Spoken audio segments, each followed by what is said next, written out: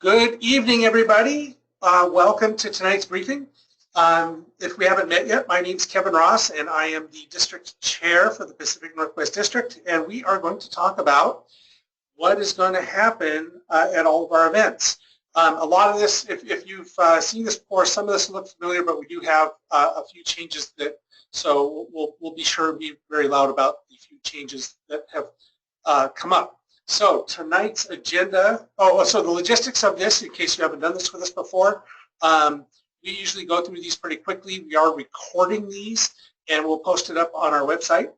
Your microphone is muted by default. So if you'd like to ask a question, there's a little raise your hand button right there and on the controls for GoToMeeting. And if you can either raise your hand or type a question into the question box, Adrian, and we'll be monitoring those and jumping in to work with us on that.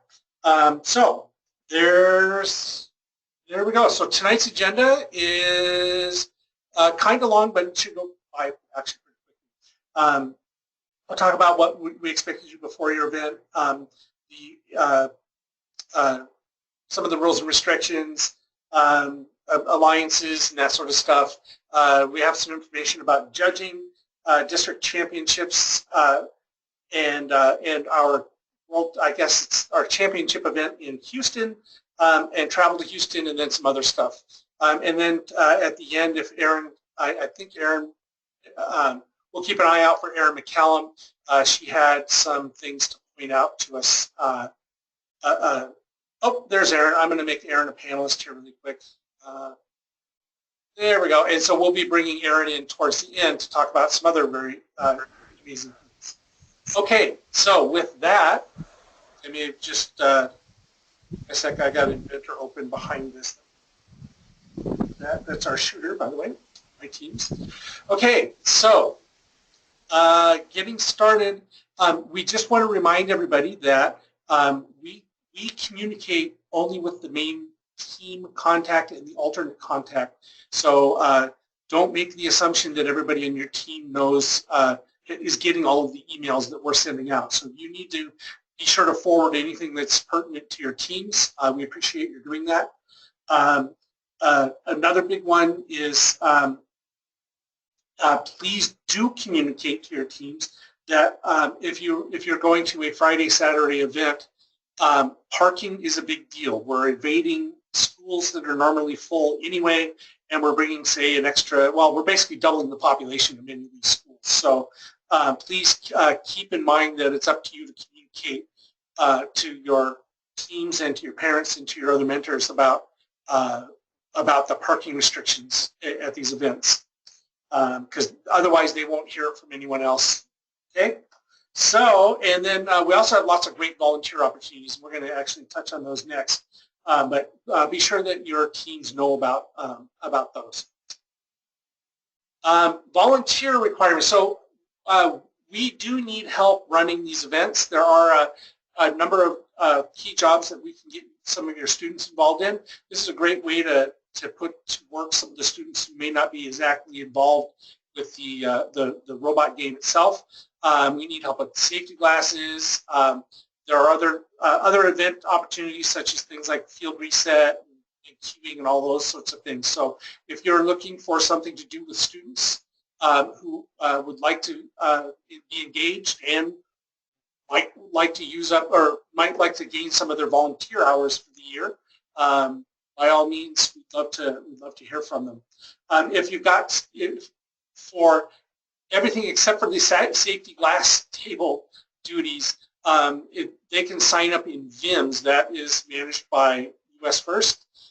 So here's the link, is usfirst.org/VIMS, and select the events that you guys are going to. It takes a little while to work your way through that, but once you get it set up, it actually works pretty good. We have one other really important opportunity for your students to get involved and help out their first community, and that is being part of the SWAT team. We inevitably, especially for the first couple of weeks, have a lot of teams who are relatively new. Of course, we have tons of new students, and they almost inevitably run into troubles with the control system. So if you've got team members who've got a lot of experience using the RoboRio and programming in Java or LabVIEW, we'd love to get them to sign up to be on our SWAT team. There's a little website right here. If you go to firstwa.org/SWAT, they can sign up, or you can sign up. And if you actually go look at that page, you can go to the Schoolology. This is how the official first, so I'm going to just show you this real quick. Firstwa.org, SWAT. You can find the instructions for doing the CSA training, the Control System Advisor training. By all means, this could actually even be a good thing for your students to do, just in general, learn how to run things. But otherwise, go check out the CSA training, and that'll teach you how to do some stuff. And then here is the web form that we would like them to register on. Really appreciate them. Okay. How are we doing so far, Adrian? Anything?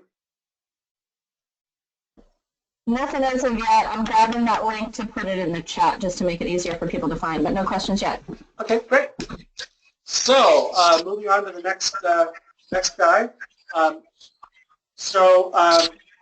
For each of our events, we will post event-specific details, and so you can look for those online.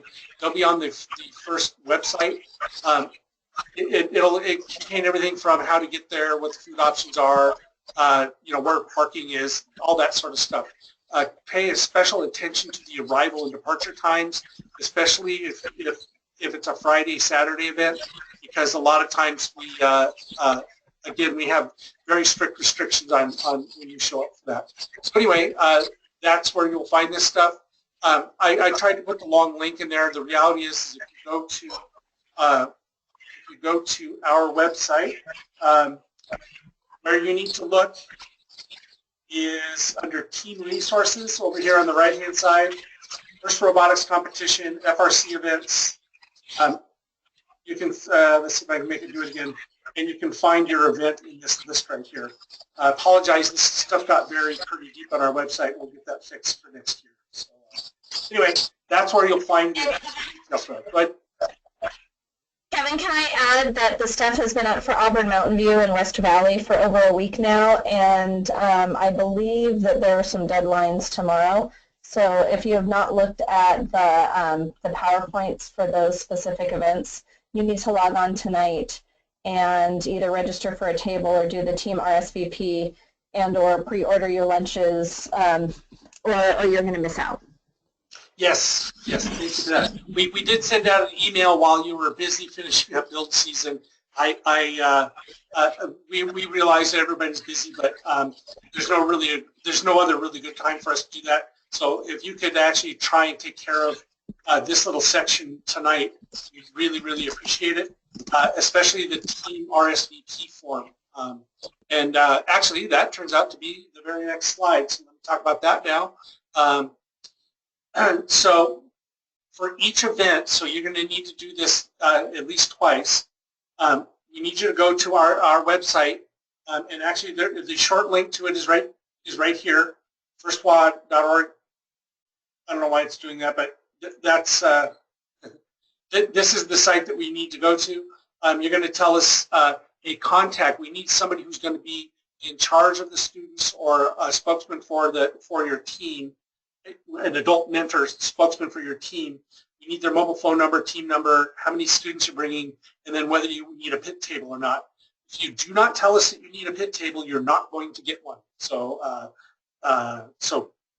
keep that in mind. We need you to do that as soon as you can, as in tonight, if you're a week 1 event. That's Auburn Mountain View or West Valley. Okay? Thank you for that. Next, so we just want to make sure everybody's clear on the rules for bag and tag. I'm going to let you read and interpret the rules on your own, but please keep an eye on this. The specific things to watch out for is the 6 hours of robot access period. You need to understand what days that's available for. that is supposed to be the week of your event. So, you know, if you have a week 4 event, you should not be opening your robot this week. So again, read those rules and please understand them. The penalties for not adhering to those rules can be rather disappointing. So please be sure and understand those. And also, we also wanted to point out that for the district championships and also for world championships, there is no robot access period. So please, again, check the rules for that. But we're calling these out in specific because we've had problems with this in the past. And we, FIRST is very explicit about what the rules are. We don't actually control the rules, but we are expected to enforce them. So we appreciate your knowing what those are. Okay. All right.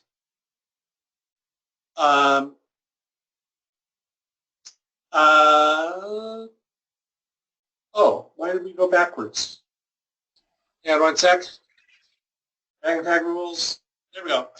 So some things that we have learned about the game for the year, and this is new information to us actually as of today. It turns out that there are some complications. So they did a week 0 event last weekend, and FIRST has learned a lot of things. One of them is that the field reset crews, because of the number of balls on the floor, we have to pick up the balls, all of the fuel balls, off the floor before we're going to let anybody out there. So what that means is that our field reset people, the sequence will be a little bit different. Normally it's a little bit chaotic. You know, everybody kind of heads out and field reset happens all at the same time. This time we have to go out and pick up the balls before we allow the teams out. Please pay attention to this. The referees have been instructed to be very strict on this and hand out yellow cards if you don't follow this rule. And 2 yellow cards equals a really bad end of your day. So let's not do that. The teams must wait for the green lights to come on. The field will light up green when it's okay for everybody to go out. It will light up purple when only the field reset people are out there. And then really important, only the field crew are allowed to operate the airship stairs. So your human players shouldn't be planning on deploying it themselves, nor should your team members try to be helpful. Let us take care of the airship. That's very, very important. Okay? Cool. Here is the other thing that we learned is that this is a very complicated game for the volunteers and for the field reset. In week 0, so the message that we've gotten from FIRST is the turn time, that's the time between matches. We normally schedule a 7-minute turn time. That's what the kind of standard first FRC turn time is supposed to be. FIRST was having difficult times getting that below 8 or 9 minutes. So we almost guarantee you that we will be running late on the first week. The agenda has us being done by 7 and closing by 8. We will do everything in our power to make that happen. I would, however, make sure that your transportation and your parents and everybody knows that we are kind of expecting to run at least an hour to an hour and a half late. So we might not finish until 8 to 8:30. And we apologize for that. It's completely out of our control, honestly.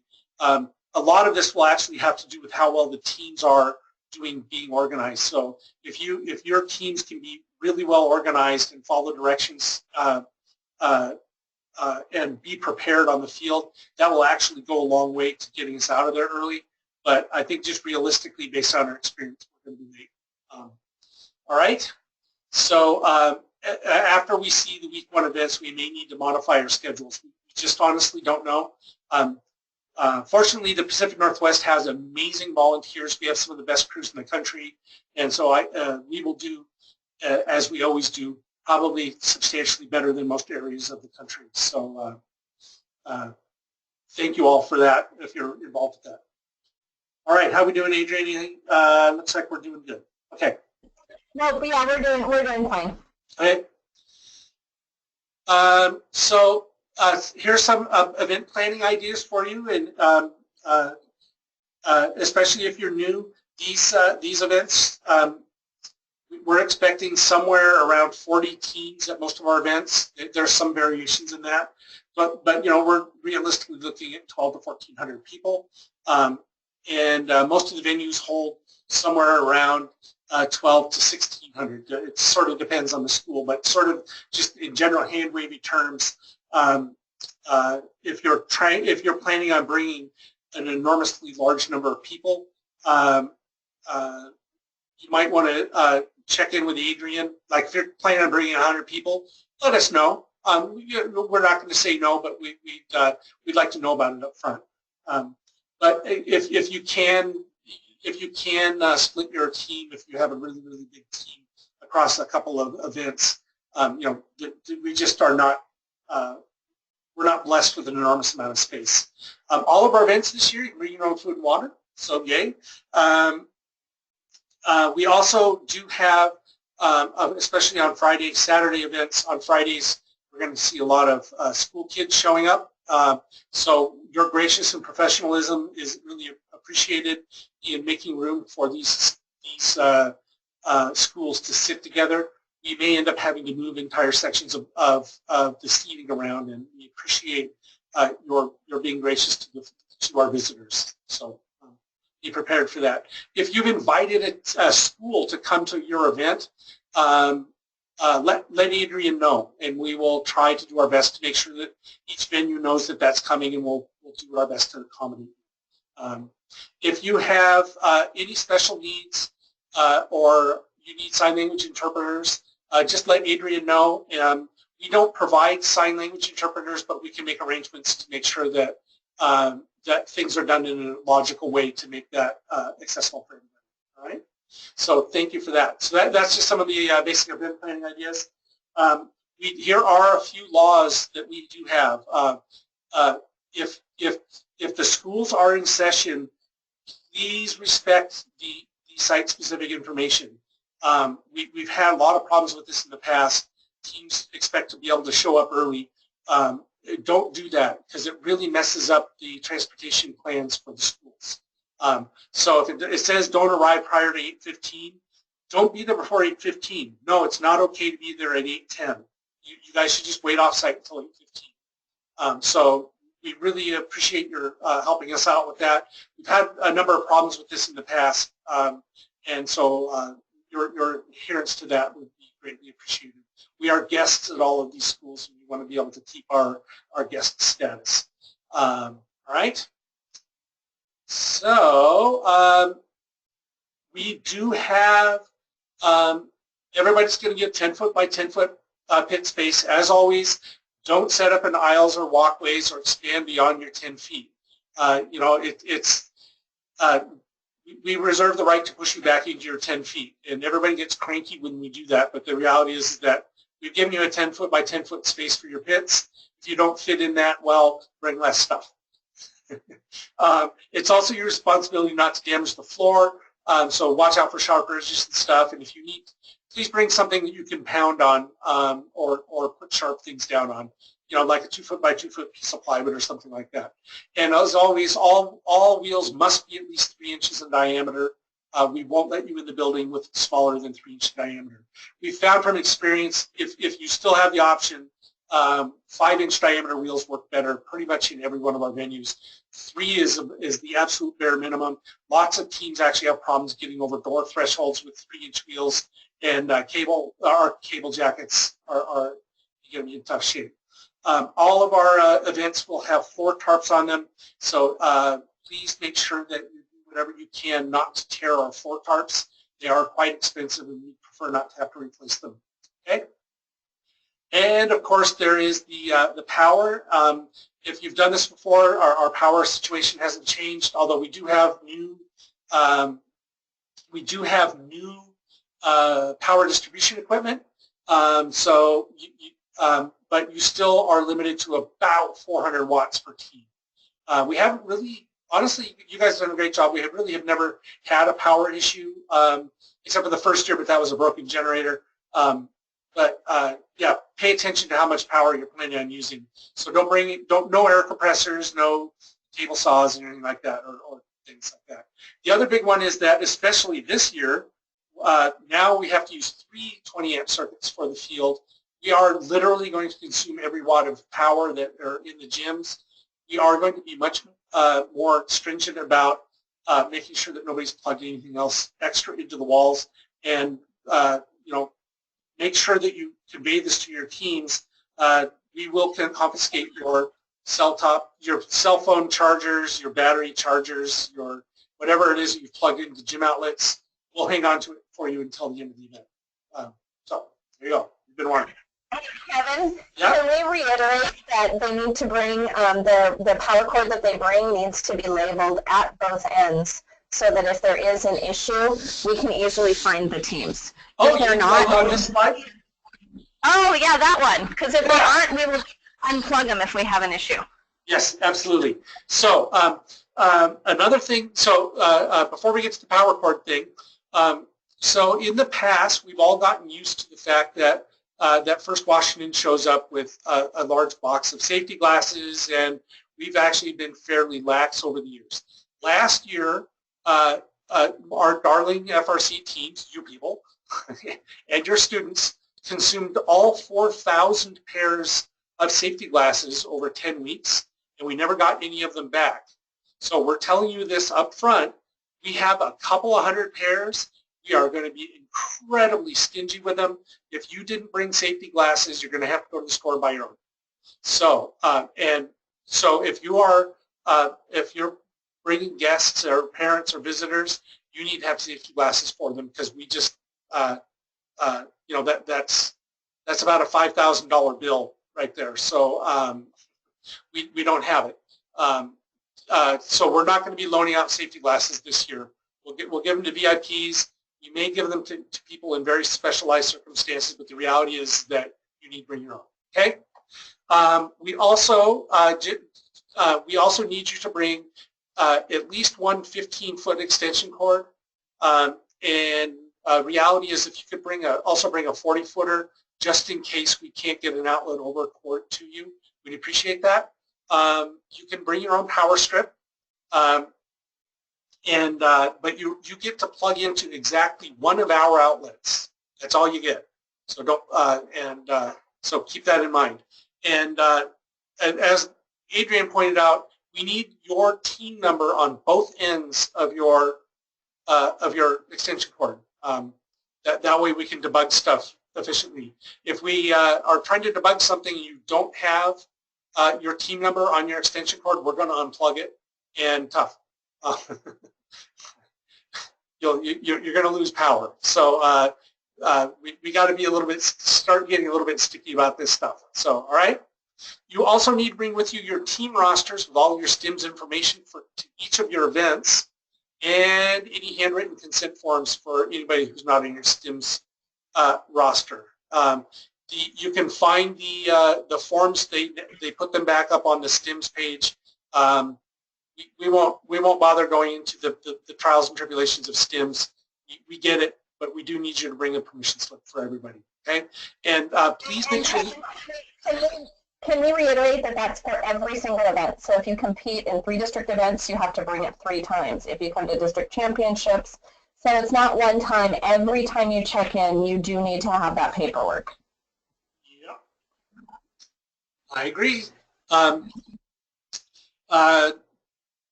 So the way I'm handling it, by the way, is I've got a bunch of parents who just have not been able to use STIMS we have no idea what's going wrong.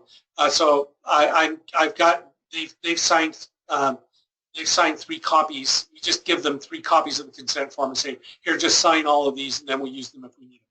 Okay? That's what I've been doing. Robot lockup form, you need to have that available as you're coming into the building. Please don't stash it in some remote part of your toolbox. You need your robot lockup form when you walk in the building. So we'd appreciate you doing that. It makes things go a lot faster. Okay.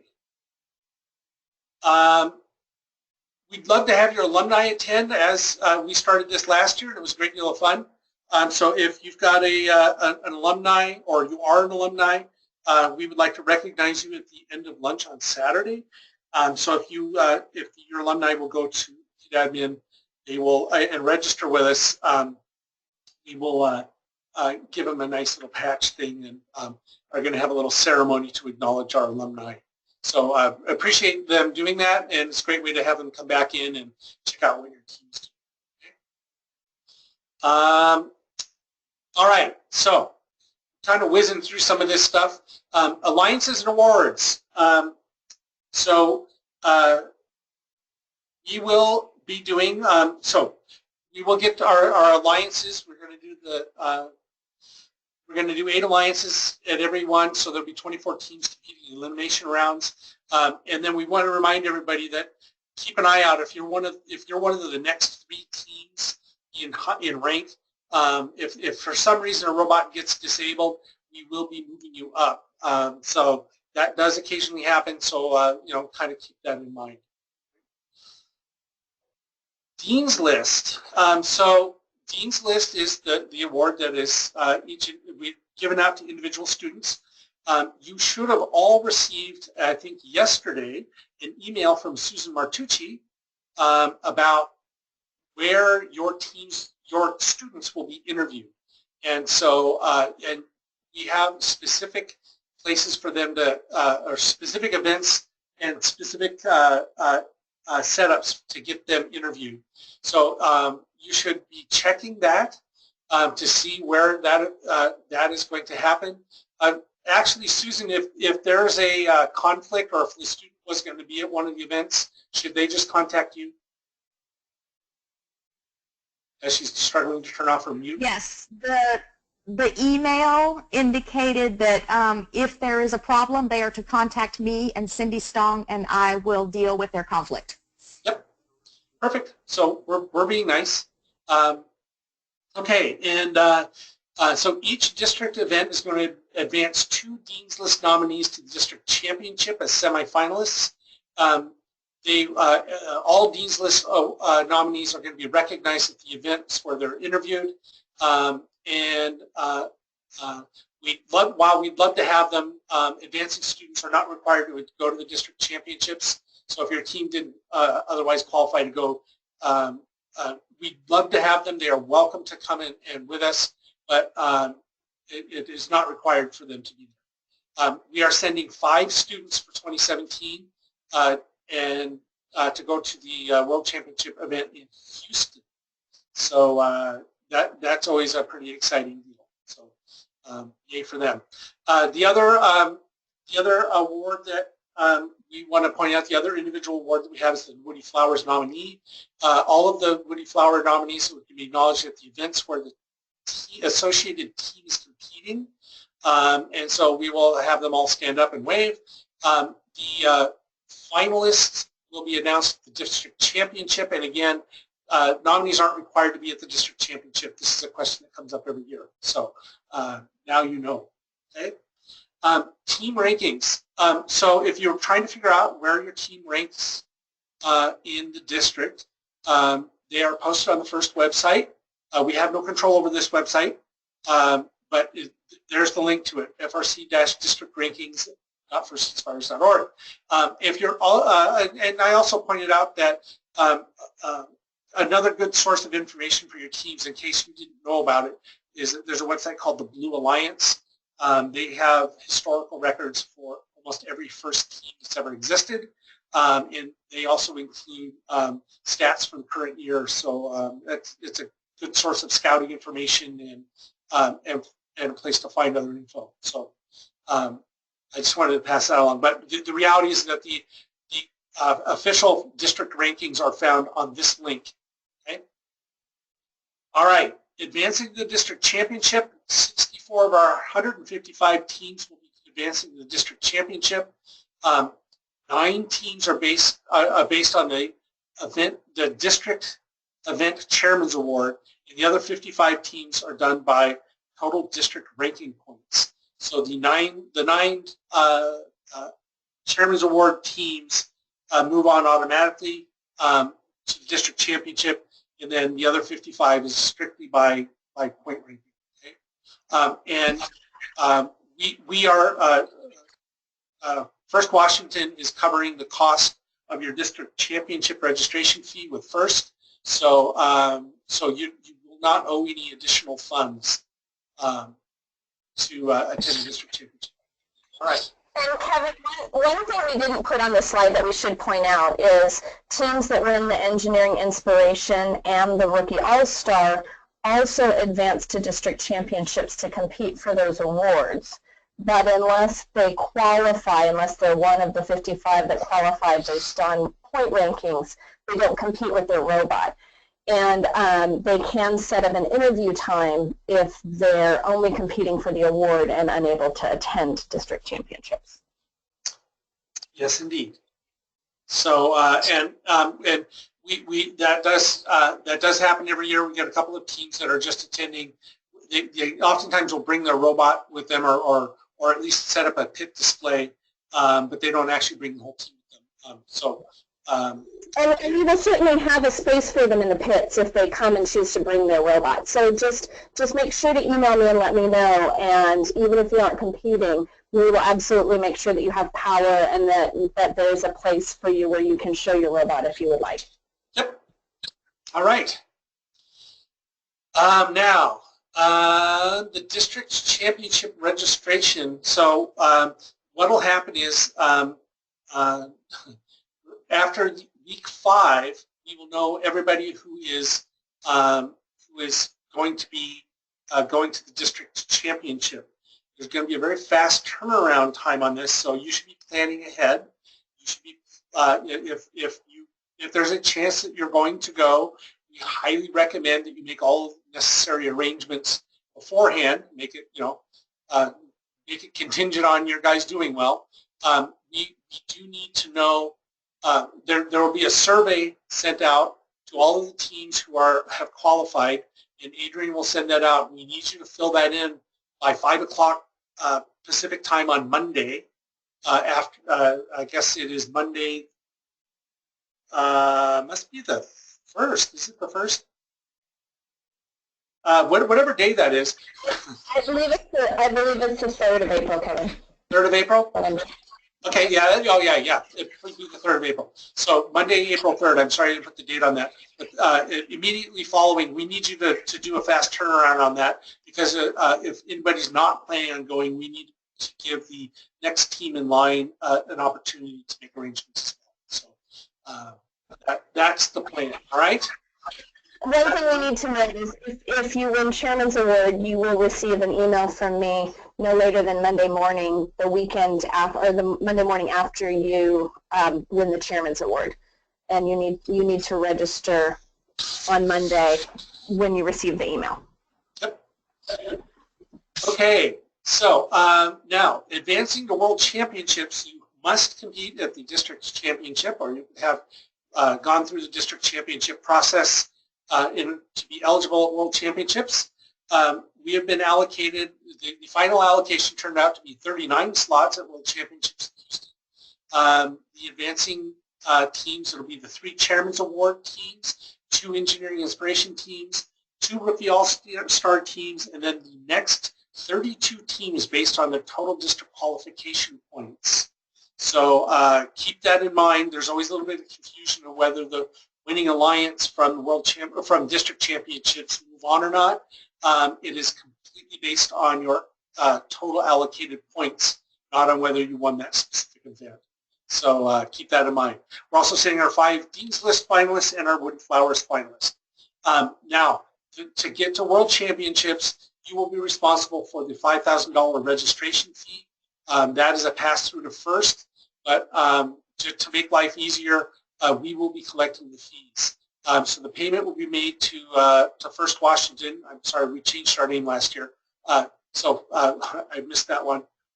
Dean's List and Woody Flower lists have no registration fees, and engineering inspiration teams may be eligible for a $5,000 grant from FIRST. We will let FIRST handle that part with you. We don't actually control that.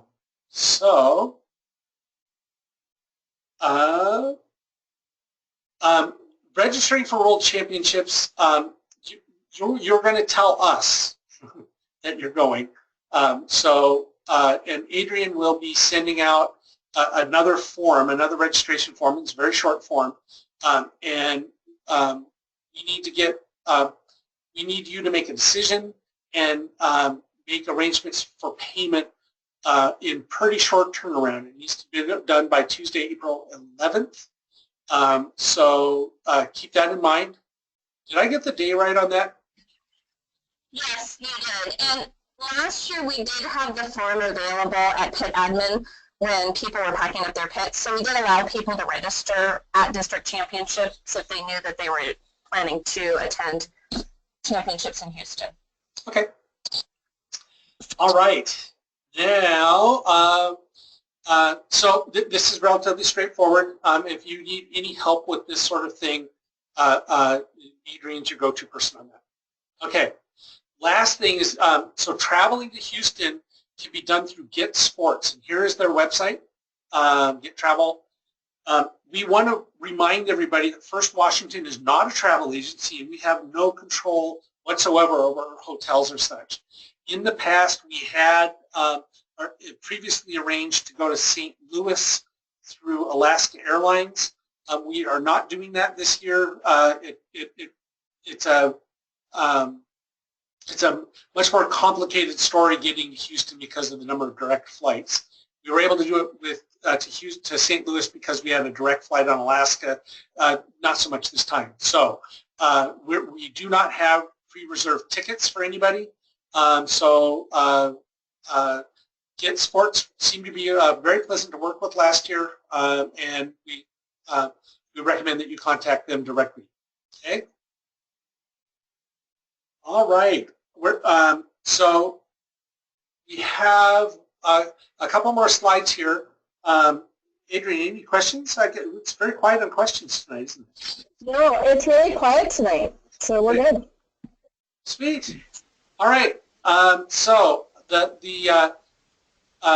one of the feathers that was really in our cap last year, it was kind of fun if you went to any of the executive meetings or to the VIP showcase dinner last year in St. Louis. They were pointing out that the Pacific Northwest, we kind of went way over the top on like getting into the spirit of Stronghold. We had a lot better. We had more costumes and sort of more of an organized theme than pretty much any other districts. We're hoping to keep that running again. So we just wanted to point out that we are going to try and keep the theme going. So if your students are looking for ways to dress up, or if you have no clue what steampunk dress wear sort of looks like, these were some of the outfits that we were wearing for kickoff, and you'll see a lot of our of the leadership and staff in various forms of steampunkadry. So anyway, we put this on here as just some ideas for your teams to think about in terms of what you would like to wear and how you would like to theme yourselves this year. I know my team is working on a steampunk kit at the moment. So anything you want to do to sort of to get involved and sort of play with us in this area, the kids, it actually makes a pretty big deal for the kids. They get a kick out of the fact that everybody's sort of dressed up in costumes. So, all right, and we appreciate your doing that. Okay, so just a reminder that the two people who are actually running things now are Adrian Rimey and Susan Martucci. I defer almost everything to them at this point. So yay for them. They do an amazing job of organizing all this stuff, and I mostly just now say, yes, that's an awesome idea. I'm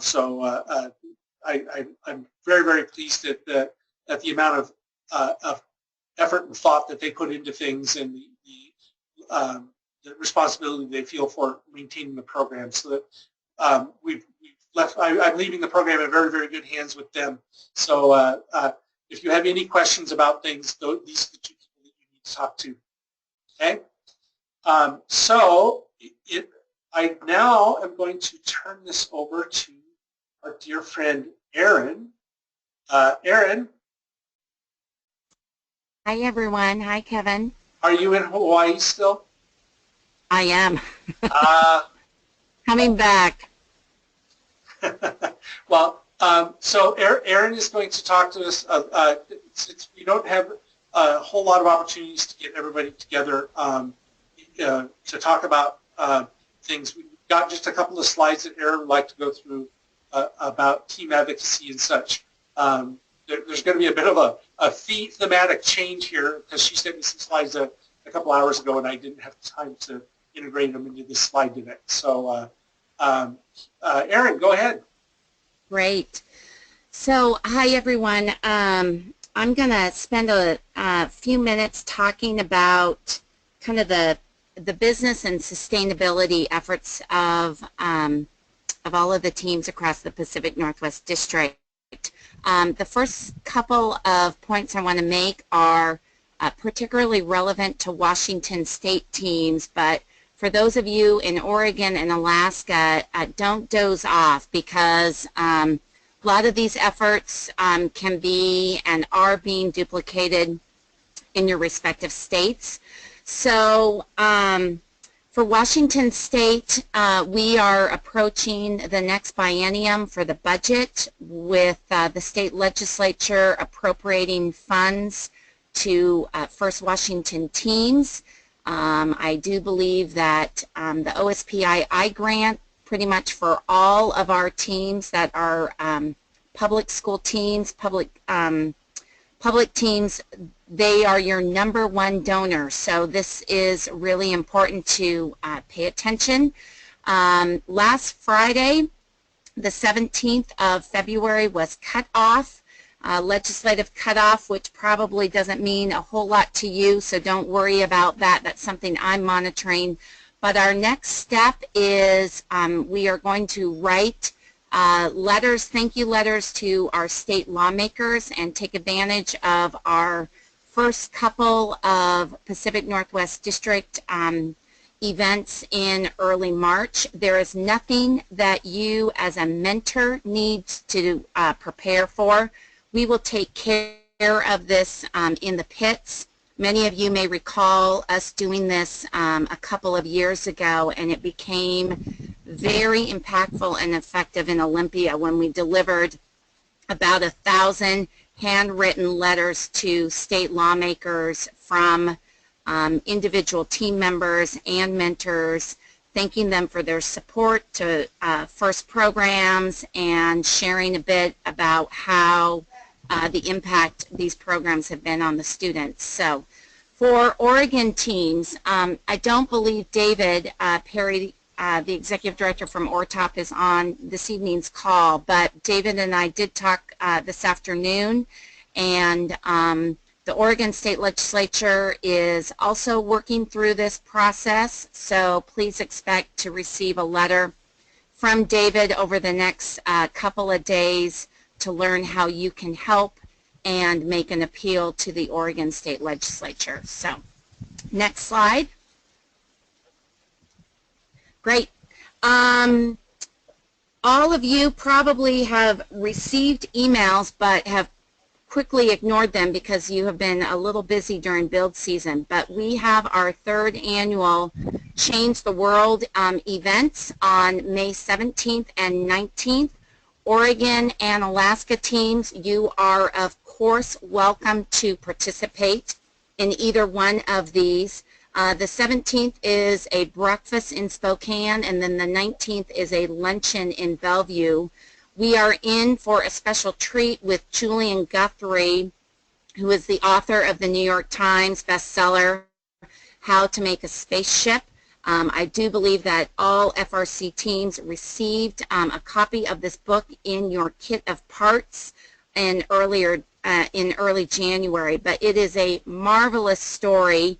I'm not expecting any of you who have had a minute of time to read this, but it is an incredible story with a lot of parallels and symmetry about specifically how a FIRST robotics competition team comes together and does whatever you can possibly do creatively, inventively, with limited resources, expertise, financial resources, to build your robot. So I would highly encourage you to participate. Next slide.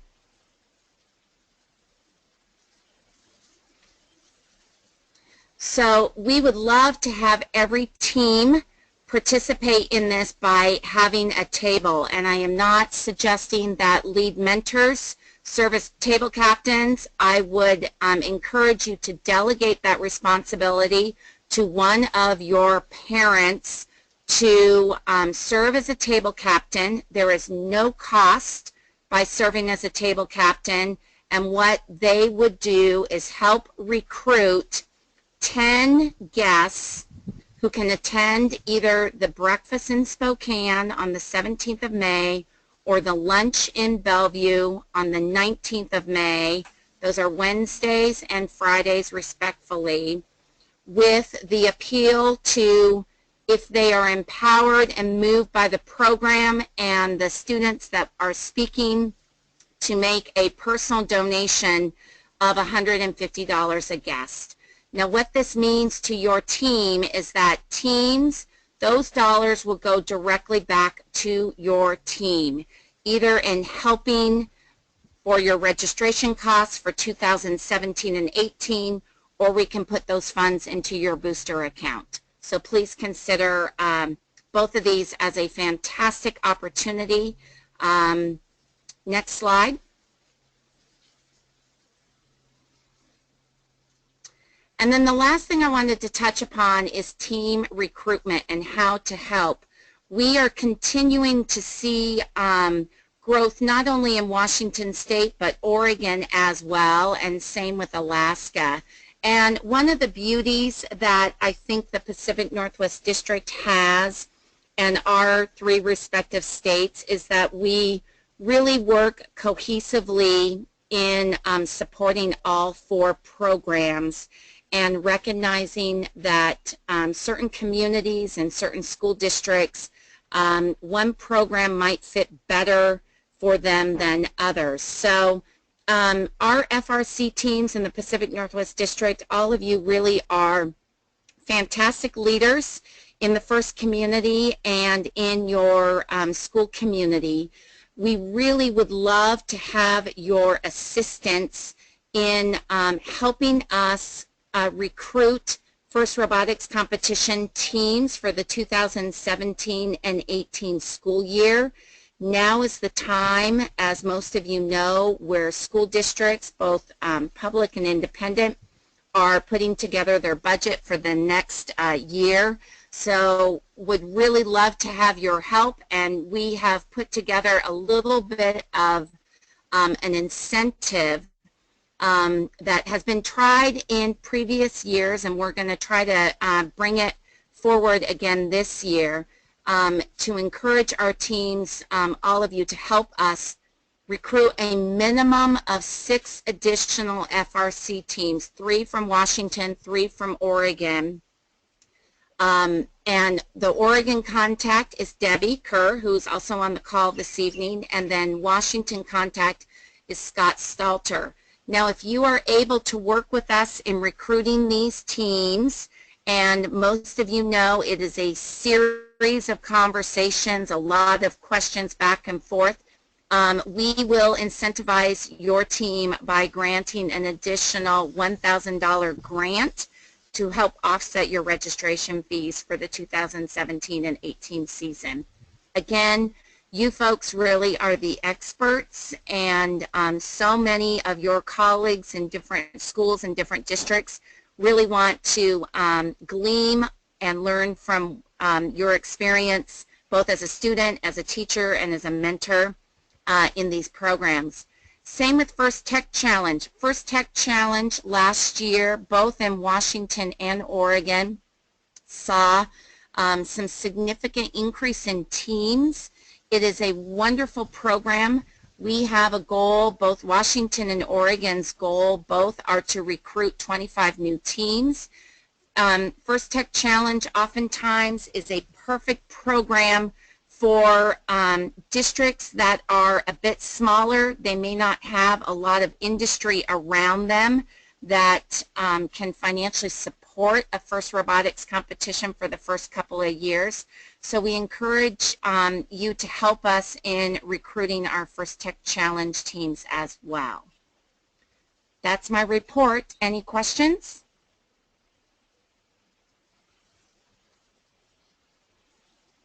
Looks good. Hey, thank you, Aaron, for that. And I look forward to seeing you someday. Well, actually, you'll be home before me. I'm actually in Arizona at the moment. So, Kevin, one thing that I forgot to mention, and this came out literally today by FIRST, relating to FIRST Tech Challenge, they have launched a program called Jumpstart, where for 2017 and 18, if rookie teams join, FIRST will cover their $275 registration fee, which helps. We also, FIRST Washington and certainly ORTOP and our friends up in Alaska also help to try to support teams in their financial costs of the overall ecosystem. But take a peek at the Jumpstart program. It's a nice, neat way that FIRST just came out today to start recruiting more FIRST Tech Challenge teams. oh, cool. Sounds awesome. Yeah. All right, everybody. Well, thank you all. We're not gonna belabor this one too much tonight. So we'll get you out of here. Thank you all. We look forward to seeing you in the next week or two. I'm sure we'll see almost all of you. If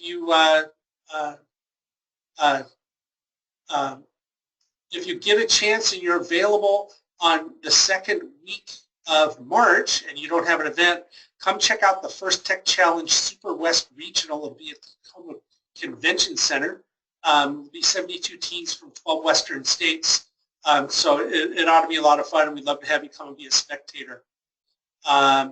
With that, we thank you all, and we're going to stop the recording now, and we'll hang out here for a couple of minutes and answer questions, but that ends the presentation for tonight. Good night.